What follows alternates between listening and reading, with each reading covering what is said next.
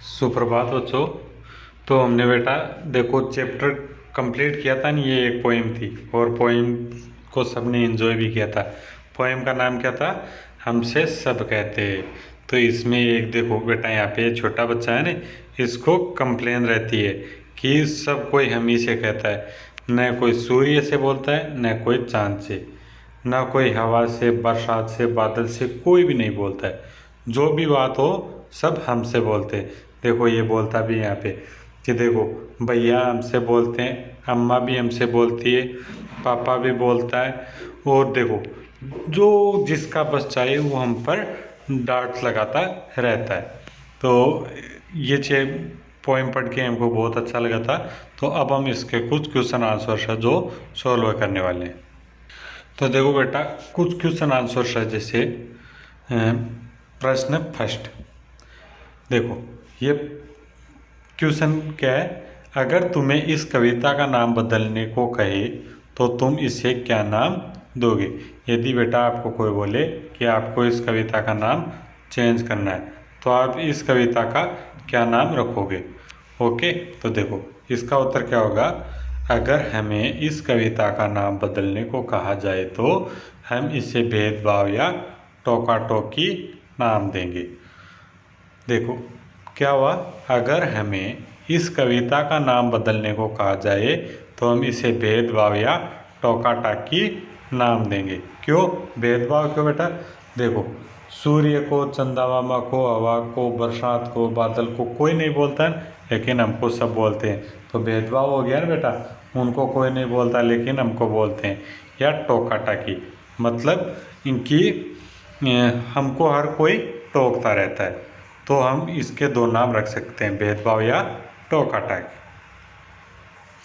Next question, पाठशाला में और घर में तुम्हें क्या क्या करने के लिए कहा जाता है और क्या क्या करने के लिए मना किया जाता है? नीचे वाली तालिका में लिखो। तो बेटा देखो, कुछ काम ऐसे होते हैं जिनको करने के लिए हमारे पेरेंट्स हमेशा बोलते हैं बेटा ये काम करो, लेकिन कुछ काम ऐसे होते हैं ना जिनके लिए पेरेंट्स हमेशा मना करते हैं। तो चलो देखते हैं। देखो बेटा, यहाँ पे दो तरह की है, दो कॉलम बनाए हुए हैं। तो एक तरफ वो काम लिखेंगे जिनको करने के लिए बोला जाता है। देखो यहाँ पे लिखा हुआ है ना ऊपर, करो। तो करने वाले काम इस कॉलम में, और मत करो जो नहीं करने चाहिए वो वाले काम इस कॉलम में। तो देखो बेटा, हमारे पेरेंट्स हमेशा बोलते हैं पढ़ाई पढ़ाई करो, लेकिन कचरा कभी मत करो। नेक्स्ट, साफ़ सफाई के लिए बोलते हैं पेरेंट्स कि यहाँ पे साफ़ सफाई करो, लेकिन फूल तोड़ने के लिए मना करते हैं। देखो हम अपने बड़े भाई या छोटी बहन से बातचीत करते हैं तो हर कोई बोलता है कि बातचीत करो, लेकिन लड़ाई के लिए कोई नहीं बोलता है। लड़ाई के लिए मना करते हैं पापा कि नहीं, अपने छोटे भाई बहन से लड़ाई मत करो। गृह कार्य, घर का काम या होमवर्क करने के लिए सब बोलते हैं ना बेटा कि अपना गृह कार्य करो या वो सामान यहाँ पे लेके आओ। इन काम करने के लिए तो कहा जाता है। लेकिन जब हम घर में तोड़ फोड़ करते हैं, जब हम हमारे खिलौने तोड़ देते हैं या किसी दूसरी वस्तु को तोड़ते हैं तो उसके लिए मना किया जाता है। तो आपको क्या करना है, दो कॉलम बनाने हैं। एक साइड लिखना है करो, एक साइड मत करो। फिर करो वाले में लिखना है पढ़ाई, साफ सफाई, बातचीत, गृह कार्य। और दूसरा कॉलम है ना मत करो, इसमें क्या क्या लिखने हैं? कचरा मत करो, फूल मत तोड़ो, लड़ाई मत करो, तोड़ फोड़ मत करो, ये वाले दूसरे कॉलम में। अब देखते हैं नेक्स्ट क्वेश्चन। देखो बेटा, ज़रा सोच के देखो, सूरज चांद की रोशनी को भगा देता है, बादल सूरज की रोशनी को भगा देता है, और हवा बादल को भगा देती है। तो बताओ कौन किससे ज़्यादा ताकतवर है? तो बेटा हमने पढ़ा था ना अभी कि देखो सूरज चांद की रोशनी को भगा देता है, बादल सूरज की रोशनी को भगा देता है, और हवा बादल को भगा देती है। तो बताओ सबसे ज़्यादा ताकतवर कौन है इनमें से? तो चलो देखते हैं सबसे ज़्यादा पावरफुल कौन है। देखो बेटा, इसका आंसर क्या होगा? देखो सभी में सूरज सबसे ज़्यादा ताकतवर है। देखो सबसे ज़्यादा पावरफुल कौन है यहाँ पे? सूरज। तो देखो बेटा इसमें क्या है, जो सभी में सूरज सबसे ज़्यादा ताकतवर है। क्यों? देखो, क्योंकि चांद तो सूर्य के प्रकाश से चमकता है। जब सूर्य के प्रकाश से चांद चमकता है तो ये जाहिर सी बात है बेटा कि चंदा मामा कमज़ोर है किससे? सूरज से।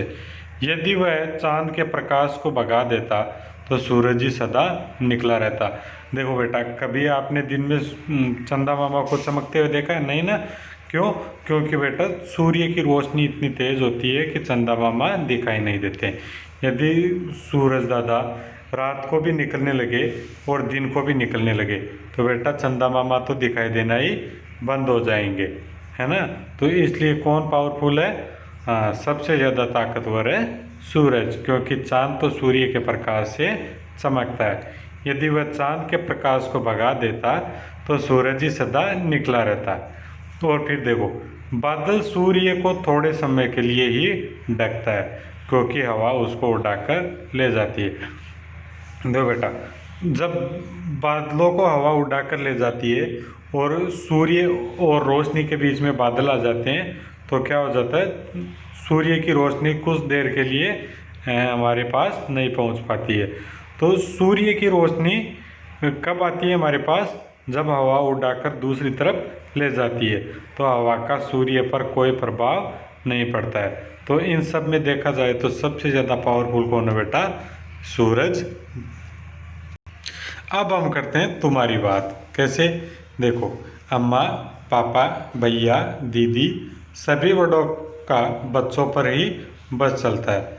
तो देखो, तुम्हारा किस किस पर बस चलता है? बस मीन्स किन किन पर कंट्रोल चलता है या आप किस चीज़ पे ऑर्डर चला सकते हो। तो देखो, तुम्हारा किन किन पर चलता है बेटा? देखो, तो इसका उत्तर क्या लिख सकते हैं हम? हमारा खिलौना आदि पर बस चलता है। हम तोड़ फोड़ भी लेते हैं, लेकिन बेटा तोड़ना फोड़ना नहीं चाहिए। जब आपको कोई डांटता हो और आपको गुस्सा आता है ना, तो आप किसको तोड़ फोड़ते हो? खिलौनों को। लेकिन बेटा तोड़ना फोड़ना नहीं चाहिए, नहीं तो पापा दोबारा नहीं ला के देंगे। ओके, फिर टूटे फूटे खिलौने से काम चलाना पड़ेगा। तो बेटा आपको गुस्सा भी नहीं करना है और तोड़ फोड़ तो बिल्कुल नहीं करनी है। ओके, अब देखो नेक्स्ट, तुम्हारे घर में तुम्हें कौन कौन टोकता रहता है? देखो, आपके घर में आपको कौन कौन टोकता रहता है? हमें दादा दादी, पापा मम्मी, बड़े भाई बहन सभी टोकते रहते हैं। जो भी हमसे बड़े होते हैं ना बेटा, लेकिन वो बिना वजह नहीं टोकते हैं। जब आप गलत काम करते हो ना, घर में तोड़ फोड़ करते हो, गंदगी करते हो, तभी टोकते हैं आपको। देखो नेक्स्ट, किन किन बातों पर तुम्हें अक्सर टोका जाता है? तो बेटा आपको कौन कौन सी बातों पे टोका जाता है? देखो, जब आप घर की दीवार पे लिखने का काम करते हो। घर की दीवार पे नहीं लिखना चाहिए बेटा, हमेशा अपनी कॉपी में लिखो। देखो, गंदगी फैलाने पर, खिलौनों को तोड़ने पर, घर पर शोर मचाने पर और फूल तोड़ने पर टोका जाता है। ओके, तो ये बेटा आज के कुछ क्वेश्चन आंसर्स थे जो हमने कंप्लीट किए। बाकी के बचे हुए नेक्स्ट क्लास में करेंगे। ओके।